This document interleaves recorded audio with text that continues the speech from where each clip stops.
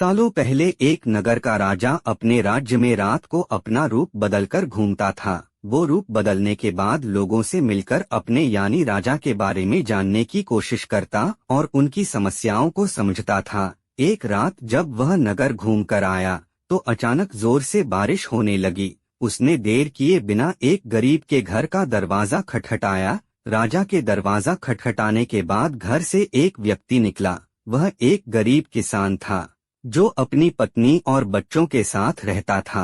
बारिश तेज थी तो किसान ने राजा को अंदर आने के लिए कहा। राजा ने घर में जाने के बाद पूछा, क्या आप मुझे कुछ खिला सकते हैं? मुझे बहुत तेज भूख लगी है। वो गरीब किसान और उसका परिवार 3 दिनों से भूखा था और उसके घर में एक भी दाना अन्न का नहीं था। किसान के मन में हुआ कि भले ही हम भूखे हैं लेकिन अपने अतिथि को यूं भूखा नहीं रख सकते। अब किसान ये सोच सोच कर बेचैन हो गया कि अपने अतिथि का पेट कैसे भरा जाए। तभी उसने घर के सामने वाली दुकान से चावल चुराने की तरकीब सोची। उसने सिर्फ अतिथि के लिए ही 2 मुट्ठी चावल लिया और उसे पकाकर राजा को खिला दिया।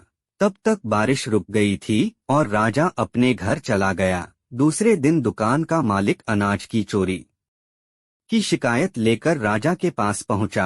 राजा ने दुकान के मालिक और उस गरीब किसान को अपनी सभा में प्रस्तुत होने का आदेश दिया। सबसे पहले सभा में पहुंचे किसान ने राजा के सामने जाकर अपनी चोरी का इल्जाम कबूल कर लिया और बीती हुई रात की पूरी बात राजा को बता दी। किसान राजा से कहता है कि मैंने चोरी की लेकिन मेरे परिवार ने उस अनाज का एक निवाला भी नहीं खाया।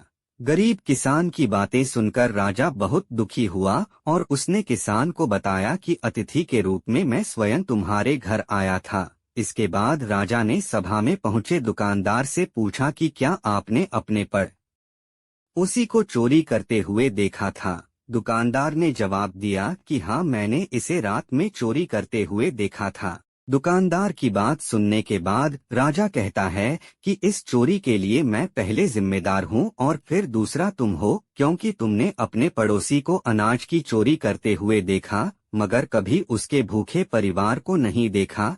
तुम अपने पड़ोसी होने का धर्म बिल्कुल निभा नहीं पाए। इतना कहने के बाद राजा ने दुकानदार को सभा से जाने के लिए कह दिया और किसान की अतिथि निष्ठा भाव को देखकर उसे 1000 सोने के सिक्के इनाम के रूप में दे दिया।